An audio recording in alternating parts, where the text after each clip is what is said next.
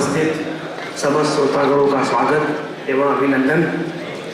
आज मुझे एक ऐसे व्यक्तित्व का परिचय कराने का सौभाग्य हुआ है जो कि न एक गुरु, एक प्रेरक, एक शिक्षक, पूर्ण रूप से अध्यात्म में जुड़े हुए एक दार्शनिक, जिनका की झुकाव मात्र 8 वर्ष की उम्र से ही आध्यात्मिक की ओर जुड़ गया था। ऋषिकुल परंपरा को मानने वाले आज राष्ट्र के नव निर्माण में लगे हुए हैं। कार्यक्रम को बहुत लंबा होना है, आप सबकी बहुत इच्छा है सबको सुनने के लिए, इसलिए मैं बहुत ही संक्षिप्त में बताना चाहता हूँ।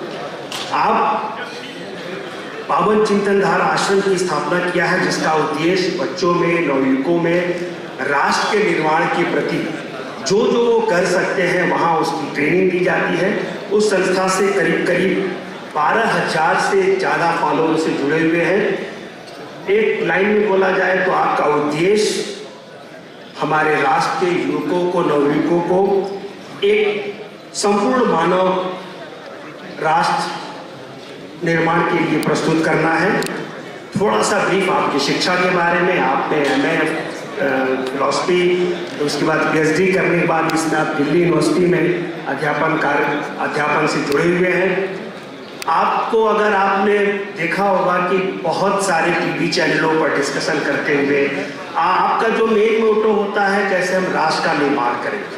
आप इंडो बलोच फाउंडेशन के पूर्व अध्यक्ष भी रहे हैं, तो मैं प्रस्तुत करूंगा। मैं चाहूंगा कि हमारे बीच में आपका पवन सिन्हा गुरु जी प्रस्तुत है, कृपया आके हम लोग को संबोधित करें। धन्यवाद।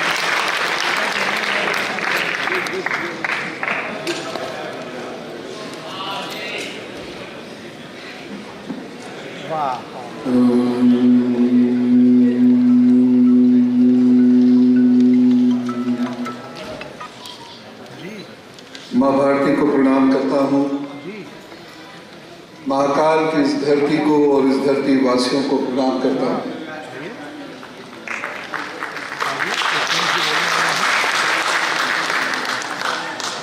काशी से मेरा नाता ननिहाल का भी है, तो अपने जितने भी मेरे मामा मौसी यहाँ बैठे हैं सबको प्रणाम करता हूँ। अग्रिम पंक्ति में सभी संत वृंदों को मेरा नमन।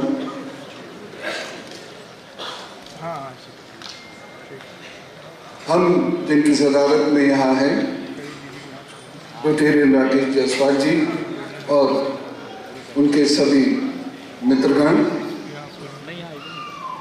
हमारे अग्रज प्रेरणा स्रोत श्री हरिशंकर जैन साहब,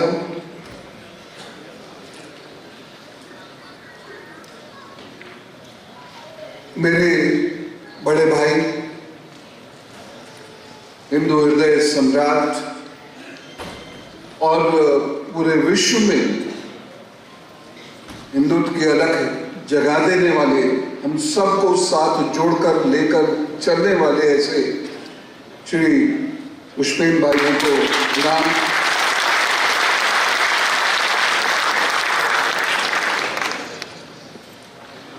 जिनको अभी आपने सुना, जिनके अनुभव का लाभ लिया, ऐसे कर्नल आगसन सिंह साहब, एक बेहद संजीदा व्यक्तित्व जिन्होंने जीवन में अपना संघर्ष कभी नहीं छोड़ा, ऐसे ज्ञान कुंज श्री सुशील पंडित जी,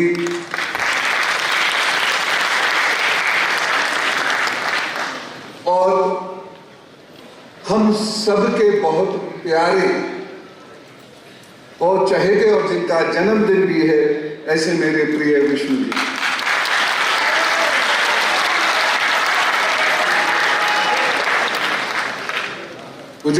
मैं उस दिन टेलीविजन पे लगातार था जब ये मुकदमा चल रहा था, और जब अंदर से ये घोषणा हुई बाबा मिल गए, तो मेरे मुंह से यकलक निकल पड़ा, विष्णु जी महादेव को ढूंढ लाए।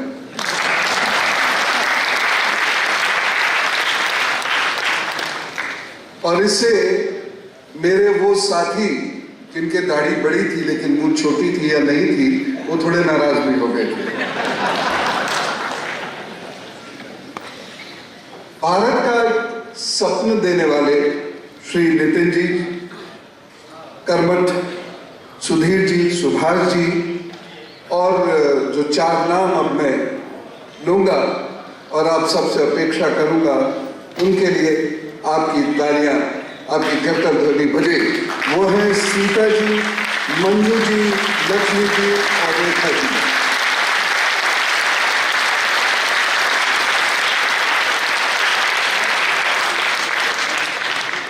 ये नगरी अद्भुत है। इस नगरी ने सृष्टि का इतिहास लिखा है। ये नगरी वर्तमान का इतिहास भी लिख रही है और ये नगरी भविष्य का इतिहास भी रचेगी।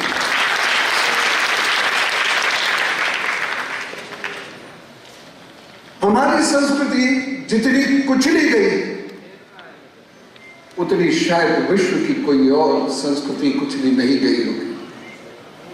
हमारी संस्कृति जितनी समृद्ध थी उतनी शायद विश्व की कोई और संस्कृति समृद्ध नहीं रही होगी। लेकिन हमारी संस्कृति पर जो हमले हुए, सामान्यतः 712 से हमला हमें याद रहता है मोहम्मद बिन कासिम का, लेकिन ये हमले श्री कृष्ण के समय पर होने शुरू हो गए थे। काल यवन का नाम सबने सुना हो। यवन से आप समझ गए इशारा किस ओर है, और श्री कृष्ण ने फटकी दे दे के उस यवन को मारा था। आज तरीके बदल गए। श्री कृष्ण के समय में भी तरीका अलग था। उन्होंने एक ऋषि की तरफ उसको भेज दिया कि जाओ। उस वो ऋषि ध्यान में थे और उनके नेत्र खुलते ही उससे अग्नि बरसती थी। काल यवन जब वहां पहुंचता है तो उसने ऋषि को जगा दिया और ऋषि का गुस्सा टपका और वह भस्म हो गया। कुछ इसी प्रकार का तरीका हमारे श्री हरिशंकर जैन जी और विष्णु जैन जी अपना रहे हैं। यह विचित्र संस्कृति है जो फिल्मों में दिखाई जाती है, और अद्भुत बात यह है कि यहां पर हमेशा आचार्य की धोती खुलती है लेकिन लुंगी किसी के नहीं खुलती।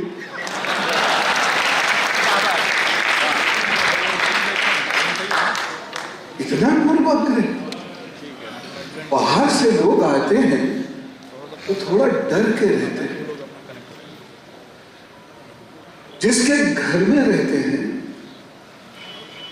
वो उनको आदर सम्मान देता है और वे उसके घर की इज्जत करते हैं, उसकी परंपराओं की इज्जत करते हैं। हमारे यहां बिल्कुल उल्टा हुआ। हमने इज्जत दी और वो हमारे सिर पर आकर बैठ गए। और एक तो ऐसा शहंशाह हुआ जिसका जबरदस्त महिमा मंडन किया गया और उसने हमारे सिरों की एक मीनार बना के रख दी और उसका नाम था अकबर। उसको महान कहा गया। उसको महान कहा गया जिसने लोगों को मारा और उनके जनेऊ इकट्ठे करे और बाद में उसको तोला। हमने उसको महान कहा जिसने हमारे ऋषियों को, संतों को परेशान किया। ये तो जब वो आखिर दौर में चला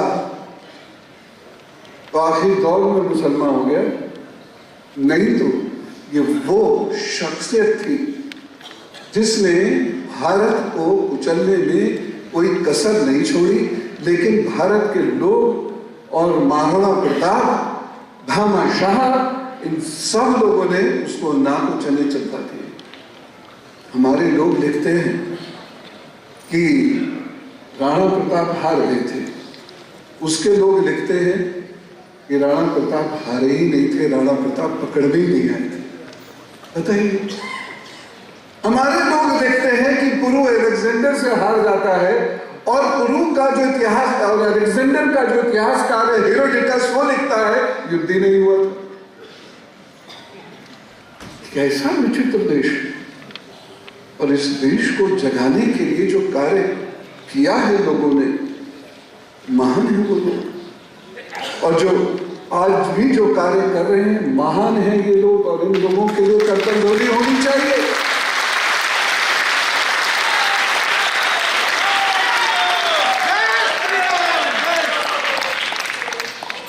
इतने विरोधाभास है यहां पर, उसके मध्य काम करना बहुत सरल नहीं। ये एक ऐसा देश है जहां पर 80% वोट नहीं समझा जाता, 20% वोट के लिए इस संस्कृति को कुचलने में कोई कसर नहीं छोड़ी जाती। ताली होनी चाहिए इस बात।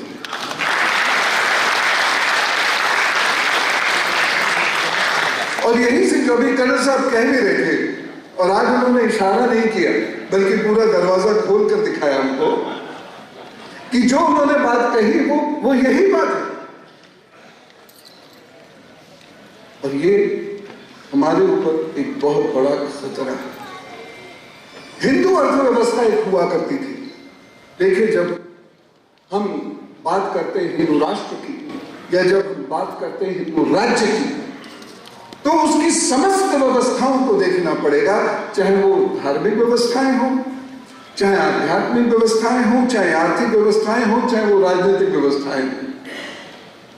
हमारी जो आर्थिक व्यवस्था थी, हिंदू अर्थव्यवस्था के नाम से जानी जाती थी, कुचल दी गई। हमारी जो धार्मिक व्यवस्था थी, जिसकी तरफ हमारे अग्रज श्री जैन साहब ने भी इंडिकेट किया, क्या जरूरत पड़ी है हम लोगों को मानसिक गुलामी का प्रदर्शन व्यासपीठ पर बैठ के करने की? क्यों? किस बात का डर है?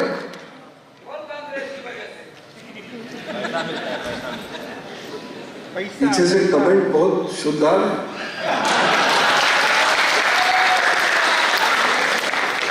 और देखिए, मेरी मामा की नगरी है, आप भी मेरे छोटे मामा ही होंगे। मुझे यह माइक की जरूरत पड़ रही है, आपको नहीं पड़ रही?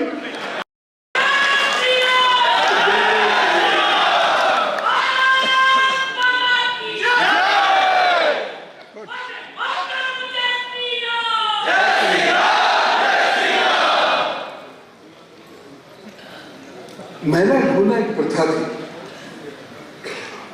और उसका इल्जाम हम पर लगाया जाता है, लेकिन मैंने ढूंढा इसका इल्जाम अकबर के सर लगाना चाहिए। जिन लोगों ने अकबर के सामने झुकना मंजूर नहीं किया, अपने धर्म को बेचना स्वीकार नहीं किया, दूसरे धर्म की दास्ता को स्वीकार नहीं किया, अकबर ने उनके सर पर मैला रख दिया कि इसे दो, या तो मुसलमान बनो, नहीं तो ये ढोना पड़ेगा। उन्होंने मैला ढोया जनाब, लेकिन अकबर ने दास्ता को स्वीकार नहीं किया। इस देश में ऐसे वीर हैं और उनका नाम नहीं जानते, बस प्रणाम करना चाहिए। किन किन लोगों के नाम में, अगर हम मध्यकाल की बात करते हैं, कासिम है, गजनवी है और औरंगजेब है। औरंगजेब के बारे में मैं एक बात कहना चाहूंगा, और वो ये है, गजब का बेवकूफ आदमी था।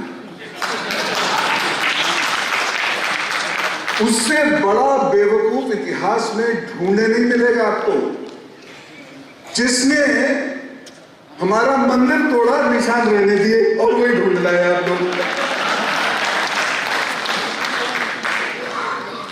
कहीं सुल्तान कहीं ऐसा होता है? अगर दुश्मन देश में घुसना भी हो और निशान भी न छोड़ना हो, तो ये माननीय प्रधानमंत्री नरेंद्र मोदी से सीखे।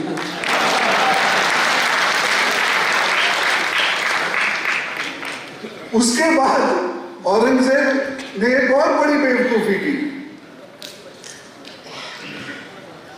मां से आलमगीर लिखवाई। साकी मुस्तैद को अपॉइंट किया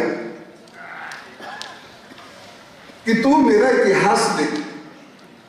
उसने उसका 50 साल का इतिहास लिख दिया और वही इतिहास आज हम लोगों के लिए कोर्ट में नजीर बन गया कि ये तो मंदिर था।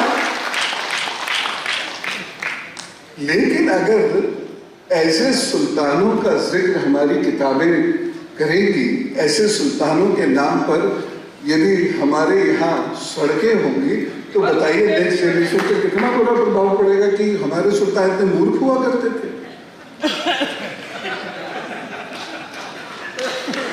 बिहार में बेवकूफ आदमी मारता किसे? सबसे पहले तो अपने भाइयों को निपटाता है और उसके फॉलोअर्स कहते हैं कि राम जी कल्पना है जो अपने भाइयों को प्यार करते हैं।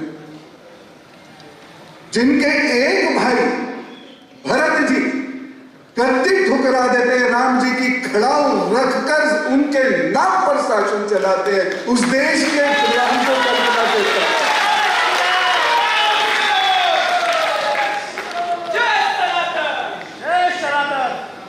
जय सनातन। ये भारत है।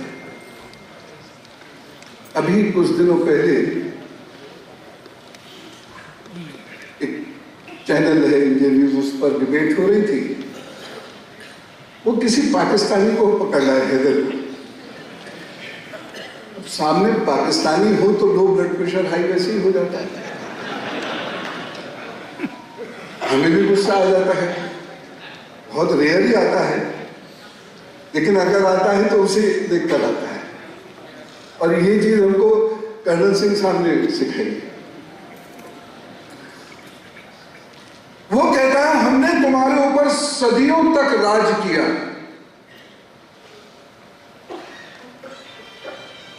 आप इस बात पर कभी विश्वास मत करना, कभी विश्वास मत करना। एक छोटा सा इलाका था मुगलों के पास। दक्षिण में मुगल कभी नहीं गए, उत्तर पूर्व में मुगल कभी नहीं गए।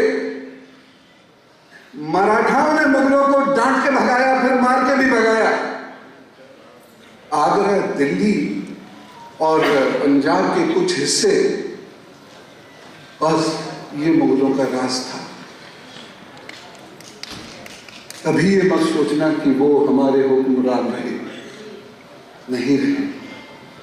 और जो थोड़े बहुत टिके भी तो ये उन लोगों की वजह से टिके जो हमारे ही बीच में से गद्दारी कर गए।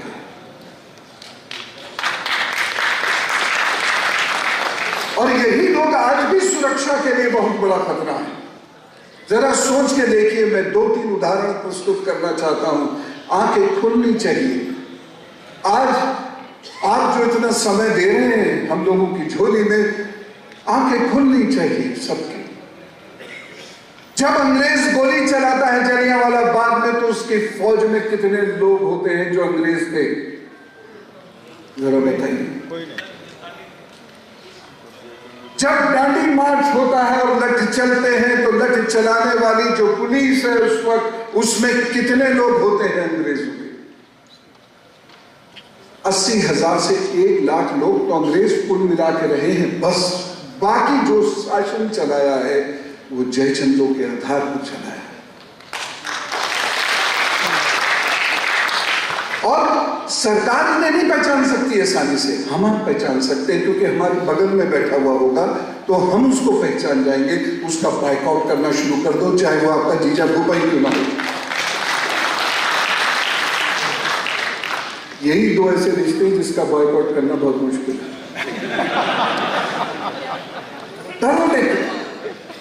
जिस दिन ये 2 लोग, एक तो डरने लगे हैं, इतने ही बहुत थे उनके लिए, और दूसरी तरफ जिस दिन ये वाले जयचंद और डरने लग जाएंगे, तो जो अभी जैन साहब ने कहा था ना, किंतु राष्ट्र स्थापित होने की बात वो हो जाएगी।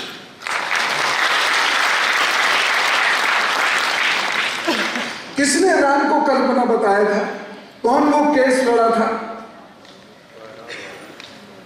सब समझ में आ रहा है। तो हम लोग कहीं हारते नहीं, हम हारने वाली कौन है ही नहीं। हम पैदा ही जीतने के लिए हुए, और कैसी जीत, जिस जीत में प्यार है।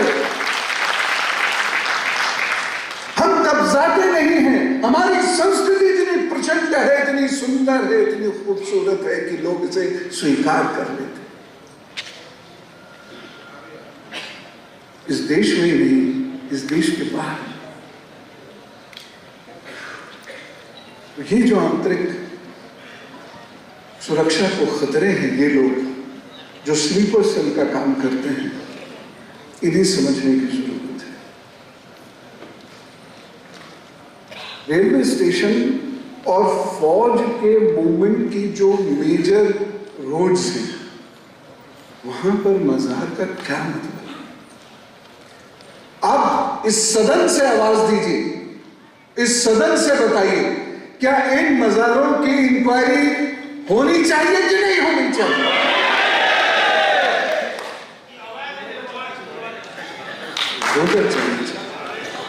पता ही नहीं नीचे कौन आके लेट गया।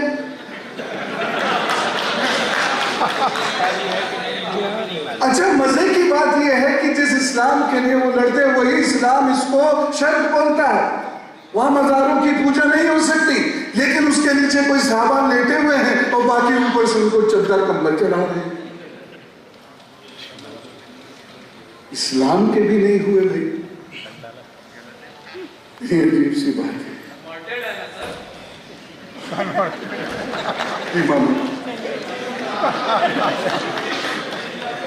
बिल्कुल। और ये जो मज़ारे हैं, ये आपको ज्यादातर कुछ स्ट्रेटेजिक लोकेशंस पर मिलेंगे। प्रोफेसर सरिता पांडे जी की रिसर्च है, अब तो वह नहीं रही इस दुनिया में, जेएनयू में उन्होंने रिसर्च की थी राजस्थान के मज़ारों पर। काश कि आप उस रिसर्च को पढ़ें, समझ में आएगा कि किस तरीके से जो हमारे मेन पॉइंट्स हैं, जहां से हमारी फौजें किसी अटैक को डिफाई करने के लिए जाएंगी, वहां सब जगह ये चीजें मौजूद हैं। ऐसा उनकी रिसर्च ने कहा। सोचने की बात है। वो पाकिस्तानी हमको समझा रहा था कि हम असहिष्णु हैं। मैंने उनसे कहा कि जब देश आजाद हुआ था हमारा, तो तुम्हारे यहां 428 बड़े मंदिर थे, आज कुल 20 हैं, जिसमें अकेले सिंध में 11 है। कहां गए बाकी 408 मंदिर? असहिष्णु कौन है? और हमारे यहां मस्जिदें देख लो, बढ़ती चली जा रही हो, बढ़ती चली जा रही हो, बढ़ती चली जा रही। हमारे यहाँ वक्फ बोर्ड बढ़ता चला जा रहा है, पुष्पित पल्लवित होता चला जा रहा है। आपके यहाँ मंदिर घटते चले जा रहे हैं। 15% की आबादी थी हिंदुओं की पाकिस्तान में, आज घट के 1.6% रह गई, या जला दिए गए, या मार दिए गए, या उनकी बेटियां कन्वर्ट कर दी गई। ऐसी खतरनाक त्रासदी से हम पाकिस्तान में रोज रूबरू होते हैं। मत भूलिए बांग्लादेश में हमारे साथ क्या होता है। 11 परिवार एक दिन में जला के मार दिए जाते हैं, और गलती से फिक्री की वो नवरात्र पूजन कर रहे थे। खून उनके घरों के आगे फेंक दिया जाता है और हंसा जाता है। चलो लड़के हैं कर गए, लेकिन बुजुर्गवारों को तो रोकना चाहिए था ना, वो भी नहीं। गलती सिर्फ इतनी थी कि हम पंडाल सजा रहे, यहां इज्तिमा के लिए 5-5 लाख लोग इकट्ठा होते हैं, सड़कें अवरुद्ध हो जाती हैं, उनको रास्ता देते हैं। आज भी कई घंटे रास्ता दिया था।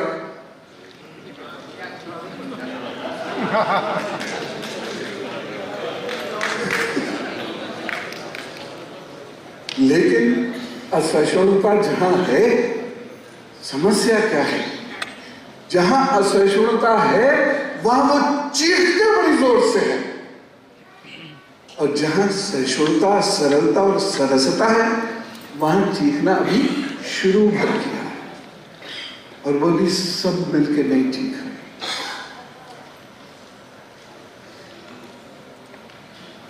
एक और बात मैं आपको बताना चाहूंगा, और इसके लिए आपको ही काम करना पड़ेगा। धीरे धीरे हिंदुओं को अलग किया जा रहा है। एक विशेष वर्ग है, उसको भड़काया जा रहा है, कन्वर्जन कराया जा रहा है, और उनको ये समझ में आ गया है कि इस्लाम में कन्वर्जन नहीं करा सकते। अब बाबा जी यहाँ पर हैं, योगी जी यहाँ पर हैं, दादाजी वहां पर हैं, मोटा भाई भी वहीं बैठे हुए हैं मुस्लिम जोन में, तो वहां तो अब मुश्किल हो गया है। तो उन्होंने एक नया कार्य शुरू किया, बुद्धिज्म में परिवर्तन करना। देखिए, भगवान बुद्ध हमारे भगवान हैं, आप उनकी उपासना करना शुरू कर दीजिए। ये तो धरती भगवान बुद्ध की धरती है, उनकी उपासना करना शुरू कर दीजिए। लेकिन समस्या ये होती है कि जब आप 15,000 लोगों को लेकर एक ऐसी शर्मनाक शपथ लेते हैं, तब समझ में आता है कि मंसूबे कुछ और। भगवान बुद्ध की उपासना भारत में कौन करेगा? भगवान बुद्ध के उद्देश्यों पे चलना किसे नहीं पसंद होगा? भगवान बुद्ध वो अहिंसा के पुजारी व्यक्तित्व हैं, जिनकी मार्ग, जिनकी राह पर चलकर पूरे विश्व में शांति हो सकती है। भगवान बुद्ध ने तो कभी ऐसा नहीं किया। वह तो उपनिषद पढ़े। उनके 2 गुरुओं में से एक गुरु अनाराधनम जी, वह तो ब्राह्मण है। उनमें तो ये भाव ही नहीं था कभी। बाबा साहब की भी मैं बात करता हूं तो उनकी पत्नी ब्राह्मण है, उनमें भी ऐसा कोई भाव नहीं था। 50,000 पुस्तक पढ़ ले जो व्यक्ति, सोचिए उसके दिमाग की कितनी महान अवस्था और स्थिति हो। लेकिन ये कौन लोग हैं? इसका विश्लेषण करना बहुत जरूरी है, और गैर राजनीतिक रूप से अगर करेंगे तो बहुत जल्दी चीजें समझ में आएंगी। इसीलिए अगर आप मुझसे ये पूछते हैं कि सॉल्यूशन क्या है, तो सबसे पहला सॉल्यूशन यही है मेरी तरफ से कि अपने भीतर बैठे लोग, अपने समाज में घुसे वो लोग जो भारत के साथ, भारत के धर्म के साथ द्रोह करते हैं, उन्हें पहचानिए और उनका शोषण बाइकाट करिए।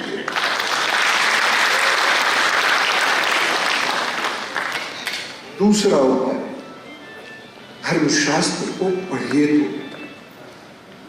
और मैं सदा से इस बात को कहता हूं, धर्मशास्त्र को पढ़िए।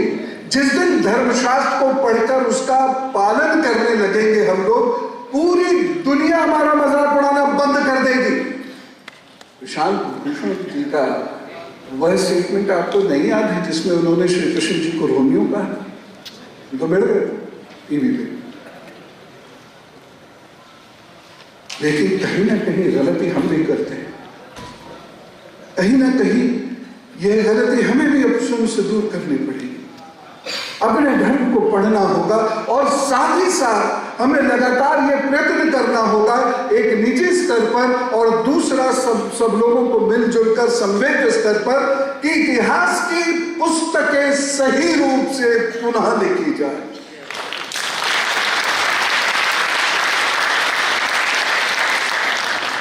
तब समझ में आएगा महादेव कौन है। आज के बच्चे को ज्योतिर्लिंग और शिवलिंग के बीच का अंतर नहीं पता है। आज का बच्चा मंदिर जाने में संकोच करता है। ये अंतर तब मिटेगा जब हम उसका मर्म समझेंगे या ऑथेंटिक रूप से सुनेंगे, नहीं तो अल्लाह मौला ही।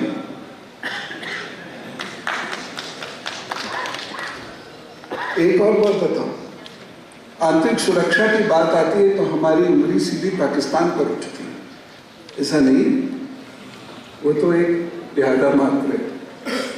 और बहुत सारे देश हैं जो इस प्रकार से हमें कमजोर कर रहे हैं, जिससे हमारे बाजार पर कब्जा किया जा सके। लड़ाई अर्थव्यवस्था और संस्कृति की ही होती है, युग चाहे कोई भी हो।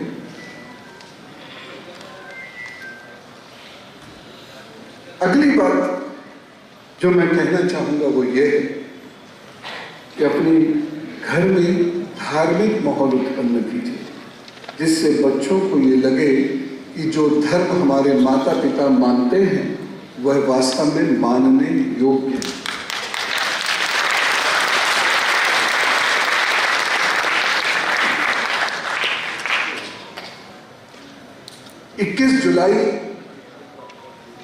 जुलाई 2021 में ड्रोन ने कुछ हथियार गिराए थे, एयरफोर्स स्टेशन पे टेस्ट किया था। ये एक बहुत बड़ा खतरा है। जब भी कोई भी ऐसा, वो अलग किस्म के ड्रोन्स होते हैं, उनको कभी भी उड़ता हुआ अगर आप देखें बाबा के आसपास, तर्क हो जाए, पुलिस को इन्फॉर्म कर दें, क्योंकि बड़े ड्रोन्स लाइसेंस के बिना उड़ाए नहीं जा सकते।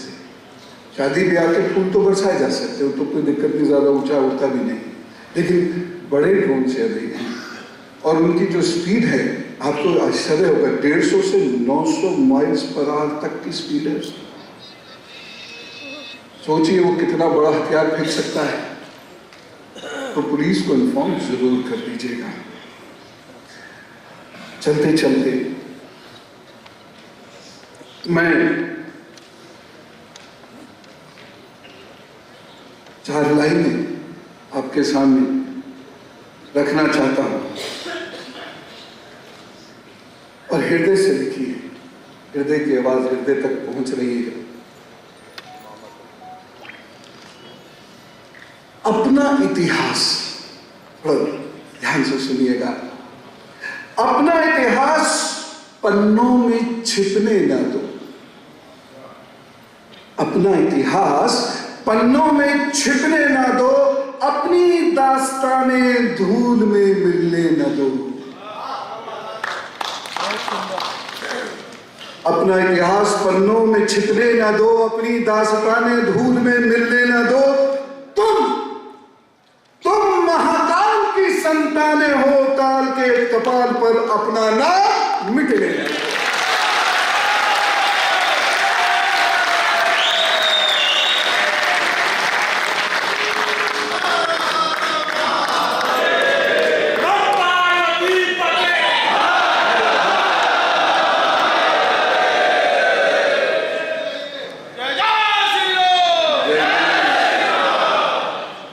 सभी लोगों ने मुझे समय दिया, इसके लिए मैं अनुग्रहित हूँ। आयोजकों का विशेष रूप से अनुग्रहित हूँ। आसान नहीं होता इतना बड़ा आयोजन करना, लेकिन सब लोगों ने ऐसा किया, इसके लिए उनको हृदय से बहुत साधुवाद। और फिर से उन 4 महान स्त्रियों को, श्री हरिशंकर जैन जी को, विष्णु भैया को, कर्नल आरसर सिंह साहब को, हमारे अग्रज श्री पुष्पेंद्र जी को और श्री सुशील पंडित जी को मैं फिर से साधुवाद कहता हूँ और आप सब पर महाकाल की कृपा बनी रहे, ये कहते हुए